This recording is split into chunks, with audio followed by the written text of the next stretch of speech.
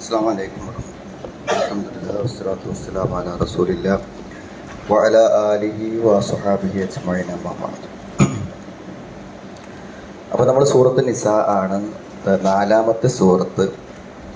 ഇനി നമ്മൾ വായിക്കേണ്ടത് 12, 13, 14, 12 വായിക്കാം. അഊദു ബില്ലാഹി മിനശ് ശൈത്വാനിർ റജീം. ബിസ്മില്ലാഹിർ റഹ്മാനിർ റഹീം. വലക്കും നിസ്ഫു മാ തറക അസ്വാജുക്കും വലക്കും നിസ്ഫു മാ തറക അസ്വാജുക്കും ഇല്ലം യകുൻ ലഹുന്ന വലദ് ولكم نصف ما ترك أزواجكم إن لم يكن لهن ولد فإن كان لهن ولد فلكم الربع فإن كان لهن ولد فلكم الربع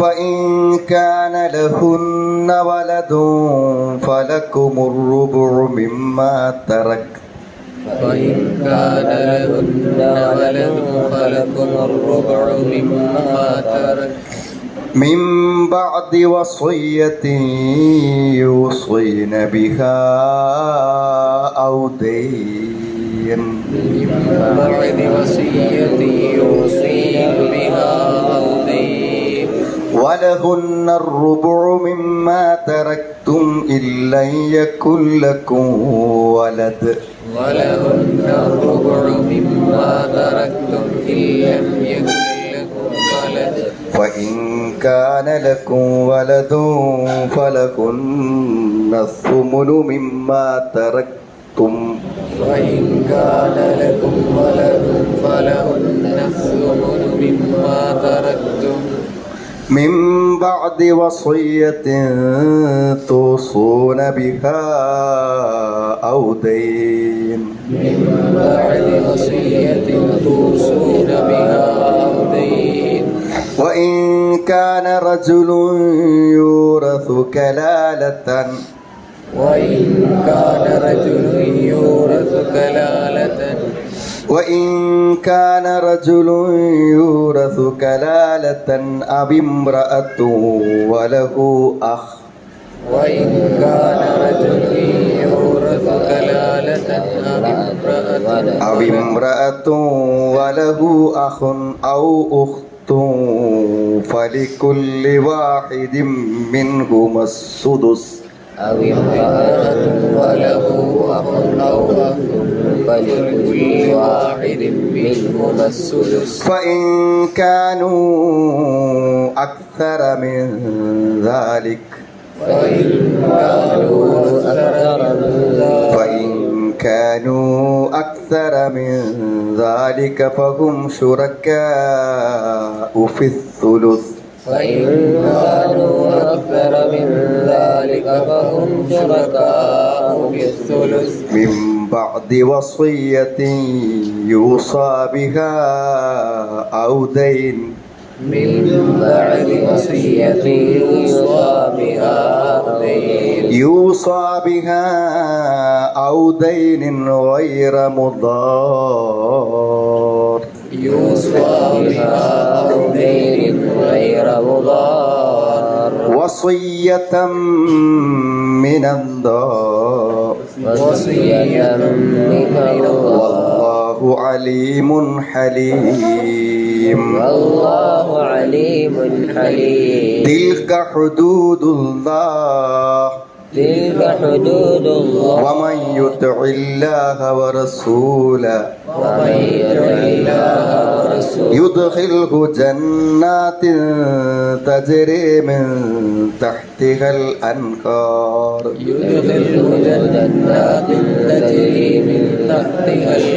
من تحتها الأنهار خالدين فيها من تحتها الأنهار خالدين فيها وذلك الفوز العظيم وذلك الفوز العظيم ومن يعص الله ورسوله ويتعد حدوده ومن يعص الله ورسوله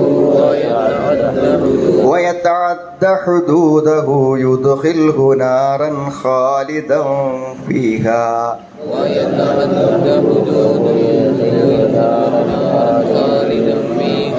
يدخله نارا خالدا فيها وله عذاب مهين.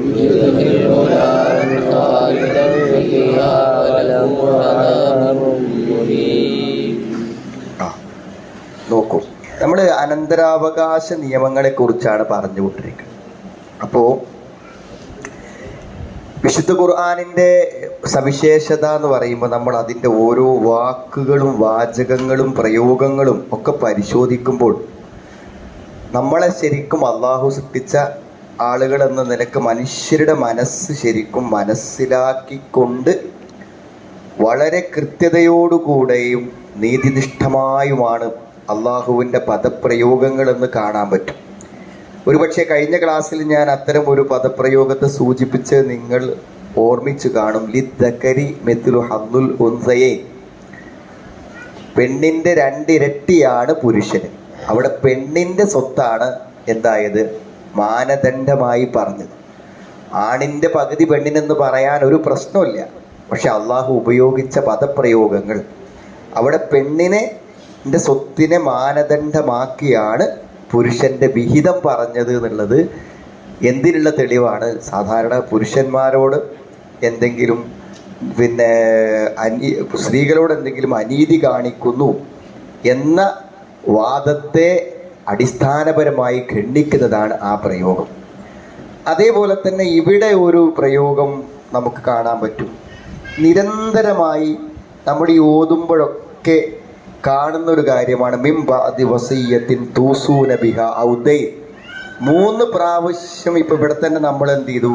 ആവർത്തിച്ച് പാരായണം ചെയ്തു. എന്താണ്? വസിയ്യത്തിന് ശേഷം എന്താണ് നിങ്ങൾ വസിയ്യത്ത് നൽകപ്പെട്ട കാര്യങ്ങളും അതേപോലെ തന്നെ കടമായിട്ടുള്ള കാര്യങ്ങളും ഒക്കെ എന്ത് ചെയ്യണം?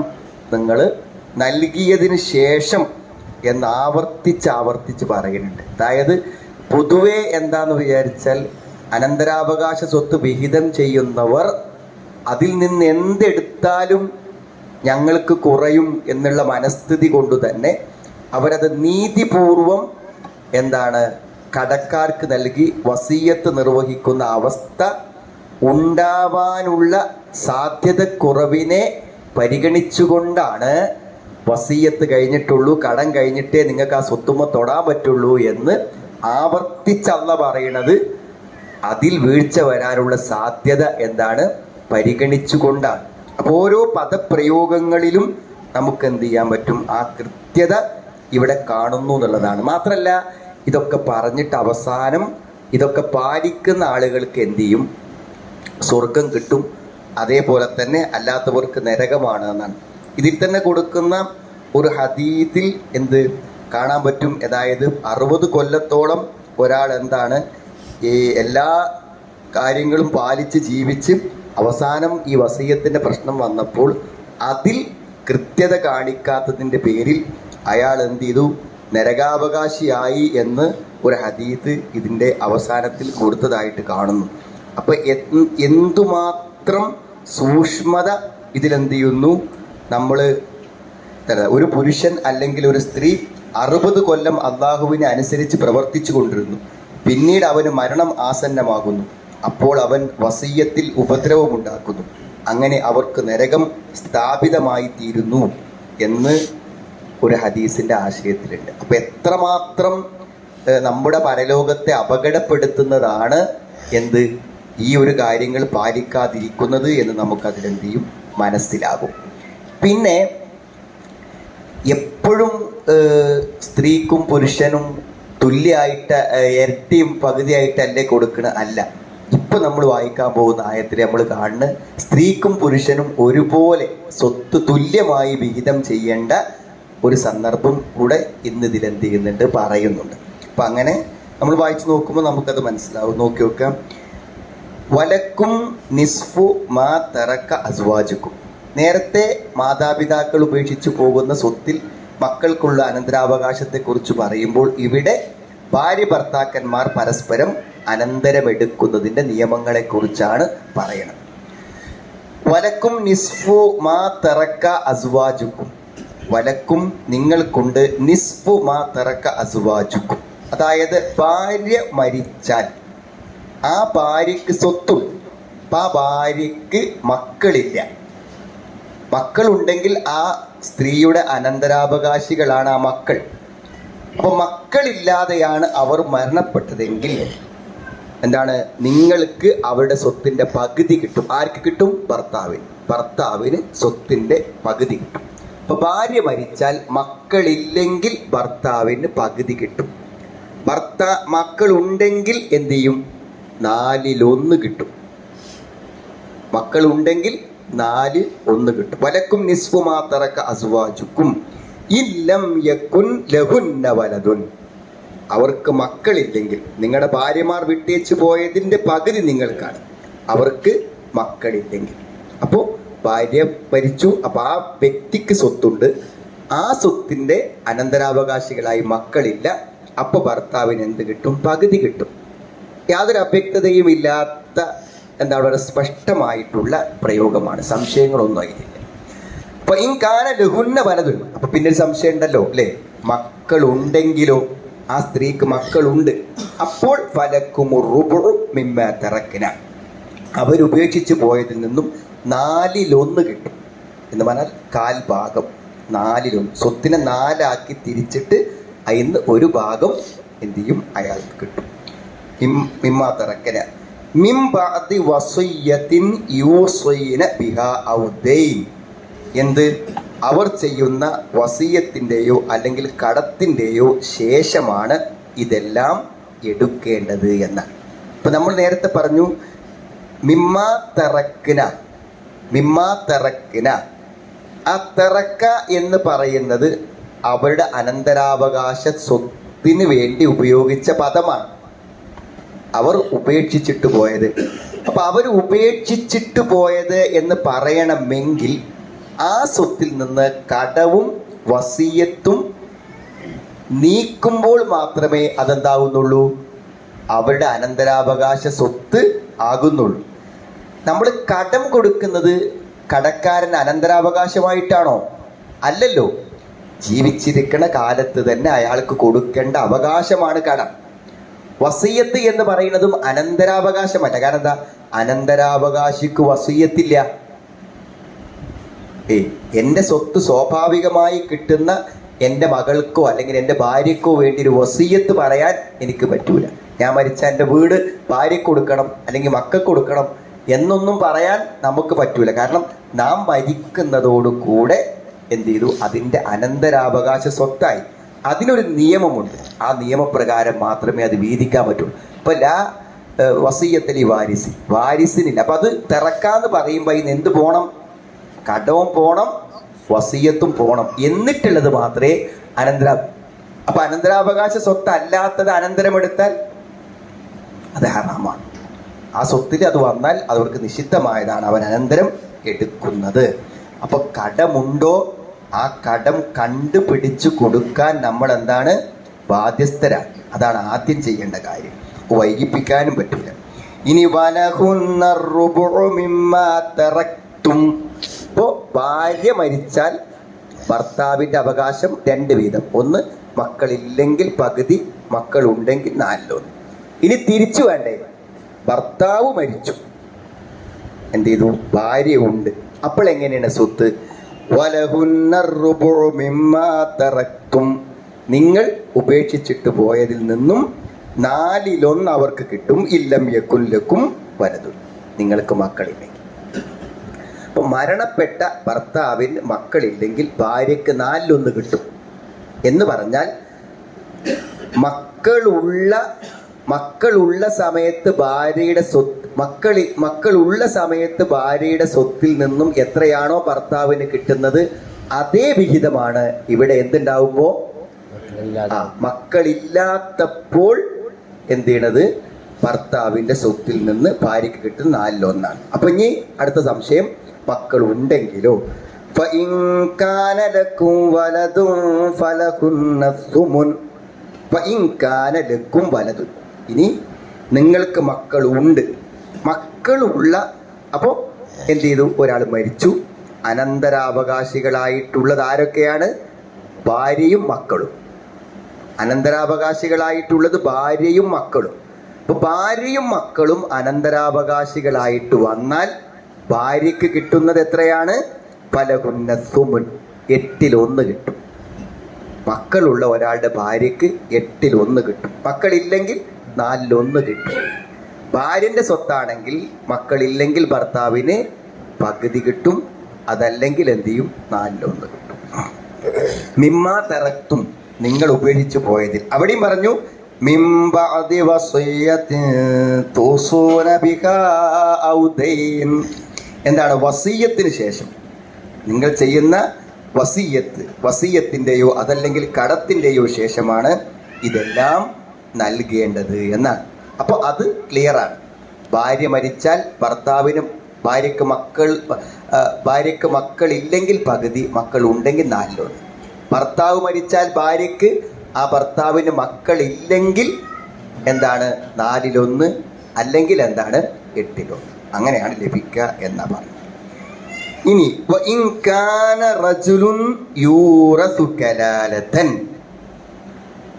ഇനി അകന്ന ബന്ധുക്കൾ അനന്തരമെടുക്കുന്ന ഒരാൾ, വഇൻ കാന റജുലുൻ, ഒരു പുരുഷൻ, യൂറസു, അവൻ അനന്തരമെടുക്കപ്പെടുന്നു.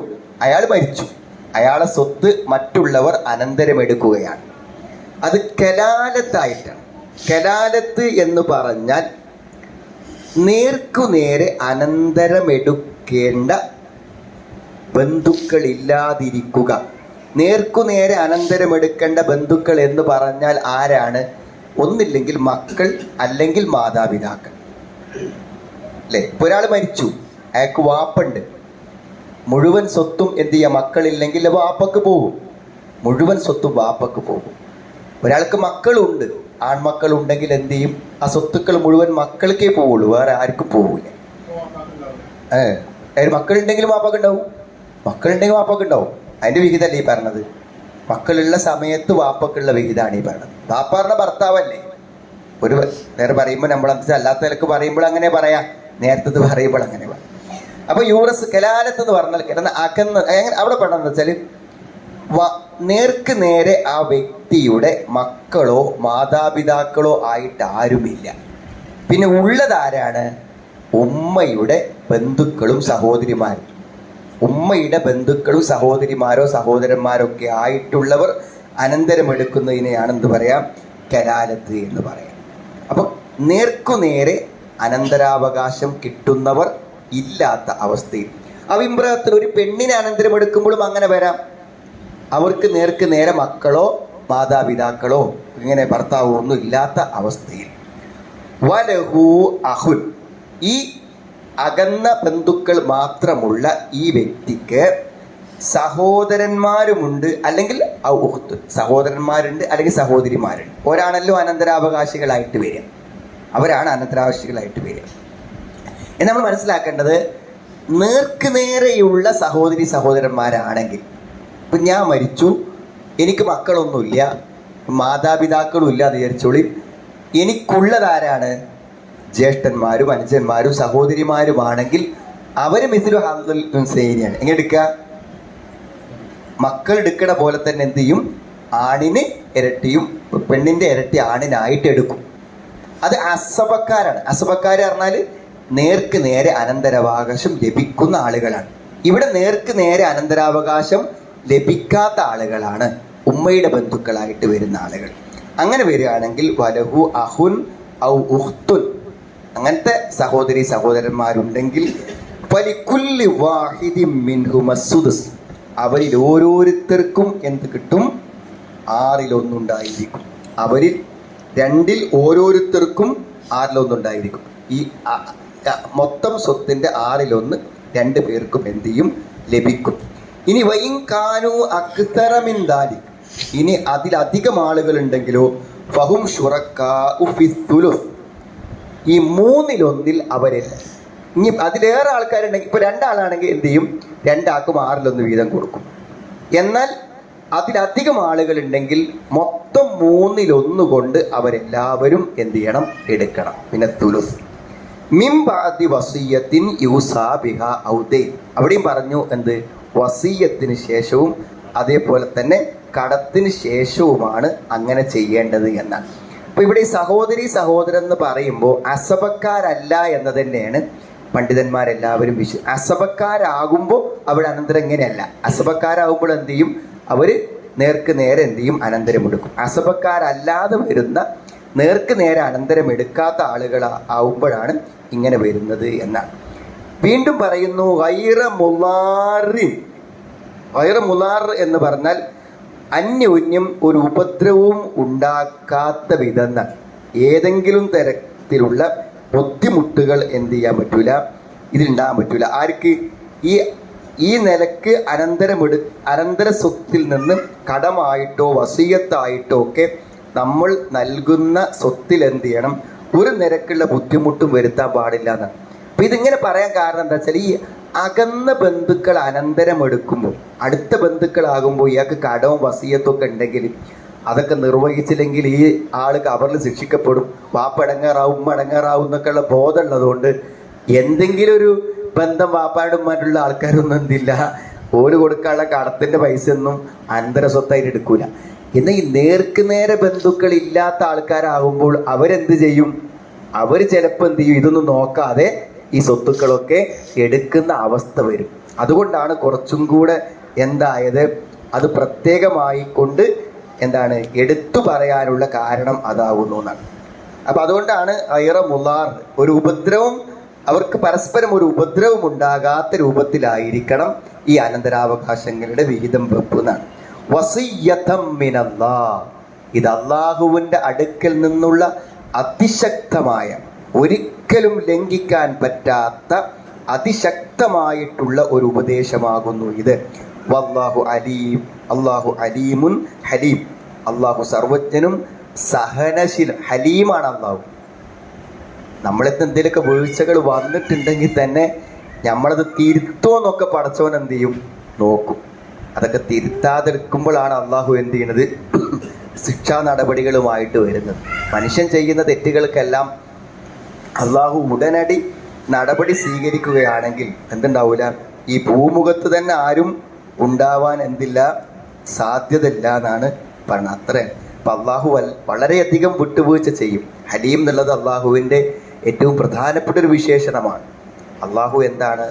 അള്ളാഹുവിനെ ചീത്ത പറയുന്നവർ, അള്ളാഹുവിനെ ആ നിരീശ്വരവാദത്തിൻ്റെ ഒക്കെ ആ ചങ്ങായിമാരൊക്കെ പറയണതൊക്കെ ആർക്ക് കേട്ട് നിൽക്കാൻ പറ്റുക?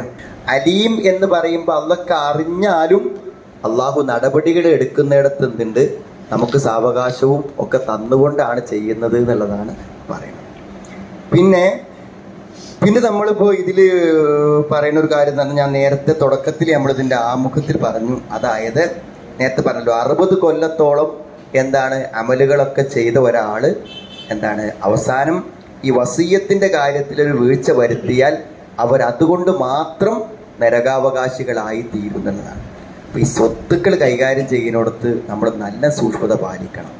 ഒരു കാരണവശാലും എന്താവരുത് അനന്തരാവകാശികളെ, കാരണം എന്താ പറയുക, അത് അത്തരം അനീതികൾക്ക് വിധേയമായവരോട് ചോദിച്ചാൽ മതി.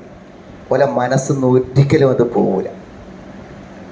നമുക്ക് കൃത്യമായി നമ്മുടെ മാതാപിതാക്കളിൽ നിന്ന് കിട്ടേണ്ട അനന്തരാവകാശം ആരെങ്കിലും അനീതിപരമായി തട്ടിയെടുത്തിട്ടുണ്ടെങ്കിൽ അവരെ ഒരു കാരണവശാലും എന്ത് ചെയ്യാൻ പറ്റൂല. ഒരു മരിച്ചു പോയാലും ഈ ആളുകൾ ചിലപ്പോൾ അത് ഉൾക്കൊള്ളാതെ പോകും. അതുകൊണ്ട് അത്ര ഗുരുതരമായ തെറ്റാണ് അത്. ഒന്ന്, ഒരാളുടെ അവകാശം അപഹരിക്കുന്നു, മറ്റൊന്ന് അന്യായമായി നമ്മൾ സ്വീകരിക്കുന്നു. മറ്റൊരുത്തന് കിട്ടേണ്ടത് കിട്ടാതെ പോകുന്നുണ്ട്.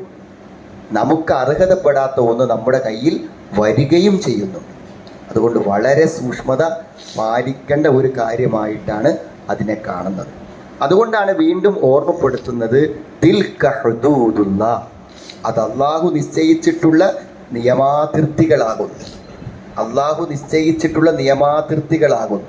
അള്ളാഹു വരച്ച വരകളാണ്, അള്ളാഹു വെച്ച അതിർത്തികളാണ്. അതിൻ്റെ അപ്പുറത്തേക്ക് നമ്മൾ എന്ത് ചെയ്യാൻ പാടില്ല, പോകാൻ പാടില്ല എന്നുള്ളതാണ്. ആ നിയമാതിർത്തികൾക്ക് അപ്പുറത്ത് നിങ്ങൾ എന്ത് ചെയ്യരുത്, പോകരുത്.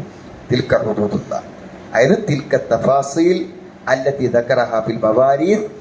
ഈ അനന്തരാവകാശ നിയമങ്ങളിൽ അള്ളാഹ് പറഞ്ഞിട്ടുള്ള കാര്യങ്ങളെല്ലാം അള്ളാഹുവിൻ്റെ നിയമങ്ങളാണ്. യജിബുൽ വഖൂഫ്, അതിൻ്റെ ഒപ്പം നമ്മൾ നിൽക്കുക എന്നുള്ളത് നമുക്ക് നിർബന്ധമാണ്. മുജാവസത്തിഹ, അതിനെ ഒരിക്കലും നമ്മൾ വിട്ടുകടക്കാൻ പറ്റൂല, അതിലൊരു വീഴ്ചയും വരുത്താൻ പറ്റൂല. അതൊക്കെ പറഞ്ഞ പോലെ തന്നെ എന്ത് ചെയ്യണം, നമ്മൾ പാലിക്കുക തന്നെ വേണമെന്നാണ്. വമൻ യുതിഇല്ലാഹ വറസൂലഹു, ആരല്ലാഹുവിനെയും റസൂലിനെയും അനുസരിച്ചുവോ, യുദ്ഖിൽഹു ജന്നാത്തിൻ തജ്രി മിൻ തഹ്തിഹൽ അൻഹാറു ഖാലിദീന ഫീഹാ, താഴ്വാരത്തിലൂടെ നദികൾ ഒഴുകുന്ന സ്വർഗത്തിൽ അവൻ പ്രവേശിപ്പിക്കുന്നതാണ്. അപ്പൊ സ്വർഗം കിട്ടാൻ എന്താണ് വേണ്ടത്? അല്ല പറഞ്ഞതെന്തോ അത് പാലിക്കും, അള്ളാന്റെ റസൂല് പറഞ്ഞതെന്തോ അത് പാലിക്കും. അത് പാലിക്കാൻ എന്താണ് തടസ്സം? നമ്മുടെ സ്വത്തിനോടുള്ള ആർത്തി, അല്ലെങ്കിൽ നമ്മുടെ ദേഹേച്ഛകളോടുള്ള താല്പര്യം, അല്ലെങ്കിൽ കക്ഷിത്വം, ശത്രുത, ഇങ്ങനെ പല പല കാര്യങ്ങളും നിയമങ്ങളെ ലംഘിക്കുന്നതിന് കാരണമായേക്കും. എന്ത് കാരണങ്ങളുണ്ടായാലും അള്ളാഹുവിൻ്റെ നിയമമാണോ അത് പാലിക്കാൻ നമ്മളെല്ലാവരും ബാധ്യസ്ഥരാണ്. അത് പാലിക്കുന്നവർക്ക് അള്ളാഹു എന്ത് ചെയ്യും? താഴ്വാരത്തിലൂടെ നദികൾ ഒഴുകുന്ന സ്വർഗത്തിൽ, അതായത് അടിഭാഗത്തു കൂടെ അരുവികൾ ഒഴുകുന്ന സ്വർഗത്തിൽ അവരെ പ്രവേശിപ്പിക്കുന്നതാണ്. നമ്മൾ അടിഭാഗത്ത് നദികൾ ഒഴുകുന്ന പറഞ്ഞാൽ എന്താണ്, നീ പിന്നെ ഈ പോയിന്റ് വക്കത്തൊക്കെ റിസോർട്ട് ഉണ്ടാക്കിയ മാതിരി വിചാരിക്കണം. അടി കൂടി തന്നെയാണ് പോകണം കേട്ടോ. ഈ മനോഹരമായ മണിമന്ദിരങ്ങളുടെ തൊട്ട് താഴത്ത് കൂടി തന്നെയാണ് പോകണം, അടി കൂടി തന്നെയാണ് പോണത് നദികൾ. അങ്ങനെ തന്നെയാണ്. അപ്പം എത്ര മനോഹരമായിരിക്കും അത് എന്നാണ്. ഇപ്പം ഈ സൂറത്ത്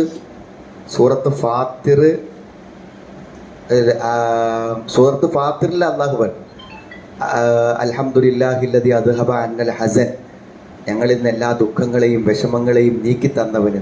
ദുഃഖമില്ലാത്ത സ്വർഗക്കാരൻ വേണ്ടത് ഇവിടെ ദുഃഖമില്ലല്ലോ, ദുഃഖമില്ലാത്ത ലോകം. അതേപോലെ ലാ യമസ്സുനാ ഫീഹാ നസബുൻ വലാ യമസ്സുനാ ഫീഹാ, ക്ഷീണമില്ല, അതേമാതിരി ഉറക്കില്ല, യാതൊരു ഉറക്കമില്ലാതെ ക്ഷീണമില്ലാത്ത സ്ഥലത്ത് എന്താ ആവശ്യമില്ല? ഉറക്കാവശ്യമില്ല. ക്ഷീണം മാറാനാണ് ഉറക്കം. അവിടുത്തെ സുഖങ്ങൾ അനുഭവിച്ചാലും മനുഷ്യരെ ക്ഷീണം വരുന്നത്. അങ്ങനത്തെ ഒരു സ്വർഗമാണ് നമ്മുടെ എല്ലാവരുടെയും ലക്ഷ്യം. വദാലിക്കൽ ഫൗസുൽ അദീം, അതത്രേ വമ്പിച്ച നേട്ടം. ഇപ്പം കഴിഞ്ഞ ദിവസം ഒരു നേർവഴി കേട്ടില്ല അബൂബക്കർ സലഫിൻ്റെ, മരണം ആഘോഷിക്കാന്നാണ്. മരണം എങ്ങനെ ആഘോഷിക്കുക? നമ്മളൊക്കെ പാടെ പേടിച്ച് ഉത്തരിക്കണാണ് മരണം. ശരിക്കും ആ ഹദീസുകളൊക്കെ ഇങ്ങനെ കൂട്ടി യോജിപ്പിച്ച് 5 മിനിറ്റ് കൊണ്ട് പറഞ്ഞില്ല. ഈ നേർവഴിയൊന്നും കേൾക്കലുണ്ടാവില്ല, എല്ലാവരെയും പ്രശ്നമാണ്. 5 മിനിറ്റ് ഒരു ദിവസം വരുന്നതാണ്. അതൊന്നും നമ്മൾ കേട്ടാൽ എന്ത് ചെയ്യും? ഒരു 5 മണിക്കൂർ കേൾക്കണ ആശയമാണ് കിട്ടുക. അപ്പം അതിലിങ്ങനെ മരിക്കാൻ കിടക്കണ ഒരാളെടുത്ത് മലക്ക് വരുന്നതും, ആ മലക്ക് പീലുൽ വുജൂഹ്, നല്ല തെളിഞ്ഞ മുഖം കൊണ്ട് വരുന്നതും, പിന്നെ ഒരു സുമുഖനായ ഒരാളായി അദ്ദേഹത്തിൻ്റെ സൽക്കർമ്മങ്ങൾ വരുന്നു. ഇത്ര സൗന്ദര്യമുള്ള ഒരാളെ ഞാൻ കണ്ടിട്ടില്ലല്ലോ എന്ന് പറയും. അപ്പോൾ അതായത് ഞാൻ എൻ്റെ സൽക്കർമ്മങ്ങളാണ്, ഒന്നും പേടിക്കേണ്ട അറിയും. എന്നിട്ട് സ്വർഗത്തിലേക്ക് ഒരു കവാടം തുറക്കും. നോക്കിയാൽ അറ്റമില്ലാത്ത സ്വർഗത്തിലേക്ക് നോക്കിയാണ് അയാൾ കിടക്കുക. അപ്പോൾ മരണം എന്തിനുള്ളതാണ്? ഇപ്പം നമുക്ക് നല്ലൊരു മനോഹരമായൊരു സ്ഥലത്തേക്ക് നമ്മളൊരു യാത്ര പോവുകയാണെങ്കിൽ അതിന് നമുക്കൊരു ആഘോഷമാക്കാൻ പറ്റുമെങ്കിൽ, സ്വർഗം കണ്ടു കിടക്കുന്ന ഒരു മരണം എന്ന് പറഞ്ഞാൽ അതിനേക്കാളും വലിയ ആഘോഷവും സന്തോഷവും വന്നത് കിട്ടണം എന്നുള്ളൂ കേട്ടോ.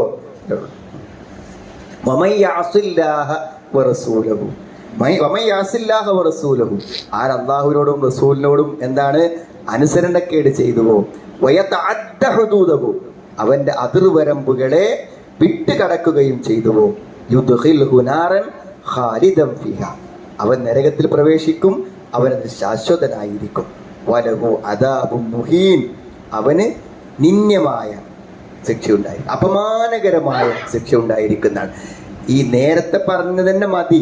സ്വർഗം കിട്ടും പറഞ്ഞാൽ അത് ലംഘിക്കുന്ന ആൾക്ക് നരകം കിട്ടും എന്നറിയാം. പക്ഷേ അള്ളാഹു അതെന്താണ് വ്യക്തമായി തന്നെ എന്ത് ചെയ്യുന്നുണ്ട്? അത് പറയുന്നുണ്ട്. നരകം ആണവന് ഉള്ളത് എന്ന് വേറെ തന്നെ വേറിട്ട് പറയുകയും ചെയ്യുന്നുണ്ട്. അതുകൊണ്ട് നിയമങ്ങൾ പാലിക്കുന്നിടത്ത്, പ്രത്യേകിച്ച് അനന്തരാവകാശ നിയമങ്ങൾ പാലിക്കുന്നിടത്ത് സ്വത്തിൻ്റെ താല്പര്യം കൊണ്ടോ സാമർഥ്യം കൊണ്ടോ ഒന്നും ചെയ്യാൻ പറ്റില്ല. ഈ മരിച്ചിട്ട് ഓഹരി വെക്കാതെ പതുക്കെ പതുക്കെ പതുക്കെ പതുക്കെ ഇങ്ങനെ മുഴുവൻ ഓരോ ഐഡിയ ഉണ്ടാക്കിയിട്ട് എന്ത് ചെയ്യുക, സ്വന്തമാക്കി പോണ എത്രയോ ആളുകളുണ്ട്. അവരൊക്കെ ഇപ്പോൾ വലിയ വിജയം കൈവരിച്ചു എന്ന് വിചാരിച്ചിട്ടാണൊക്കെ നിൽക്കുന്നത്. അവസാനത്തൊക്കെ പടട്ടെറിഞ്ഞിട്ട് ഇവിടുന്ന് ചെല്ലുമ്പോഴേക്കാരം നമ്മൾ അതിൻ്റെ ബുദ്ധിമുട്ട് പെടങ്ങേറും അറിയാം. അപ്പം അവർക്കൊക്കെയുള്ള സമാധാനം എന്താ, കുറേ നല്ലതൊക്കെ ഞാനും ചെയ്തിട്ടുണ്ടല്ലോ എന്ന്. അതവിടെ പറഞ്ഞ എത്ര 60 കൊല്ലം നന്മ ചെയ്തിട്ടും അവസാനം വസീയത്തിലും ഇതിലൊക്കെ കാണിക്കുന്ന കൃത്രിമത്വം കൊണ്ട് നരകത്തിൽ പോയി എന്ന് പറഞ്ഞാൽ അതുകൊണ്ട് ഈ കാര്യങ്ങളൊക്കെ നമ്മൾ എന്ത് ചെയ്യണം, ശ്രദ്ധിച്ചും സൂക്ഷിച്ചുമാണ് മുന്നോട്ട് പോകേണ്ടത് എന്നർത്ഥം. ഓതി വെക്കാം. അഊദു ബില്ലാഹി മിനശ് ശൈത്വാനിർ റജീം. ബിസ്മില്ലാഹിർ റഹ്മാനിർ റഹീം. വലക്കും നിസ്ഫു മാ തറക അസ്വാജുക്കും ഇല്ലം യകുൽ ലഹുന്ന വലദ് فإن كان لهن ولد فلكم الربع مما تركن من بعد وصية فإن كان لهن ولد فلكم الربع مما تركن من بعد وصية يوصين بها أو دين من بعد وصية يوصين بها أو دين ولهن الربع مما تركتم إن لم يكن لكم ولد ولهن الربع مما تركتم إن لم يكن لكم ولد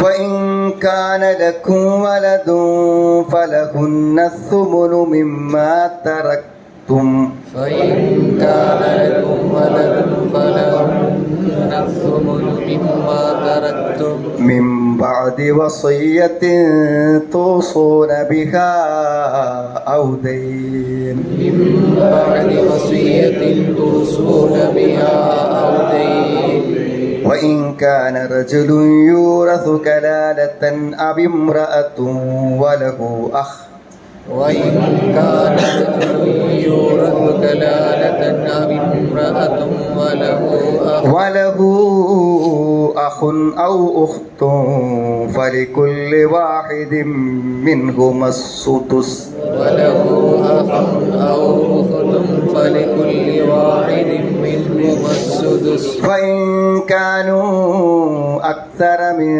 ذلك فهم شركاء وإن كانوا أكثر من ذلك فهم شركاء في الثلث من بعد وصية يوصى فهم شركاء في الثلث من بعد وصية يوصى يوصى بها أو دين من بعد وصية يوصى بها أو دين غير مضار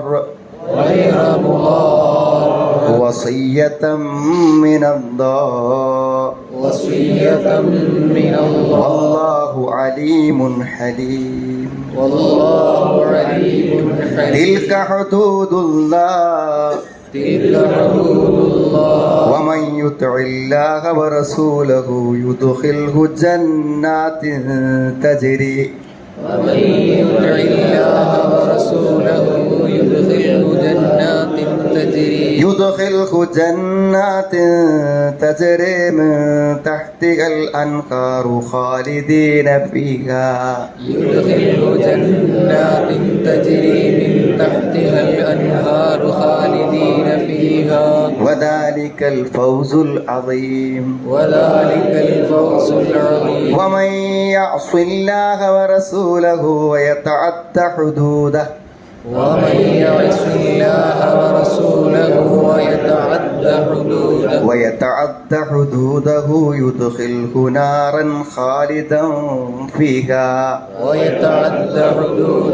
يدخله نارا خالدا فيها وله عذاب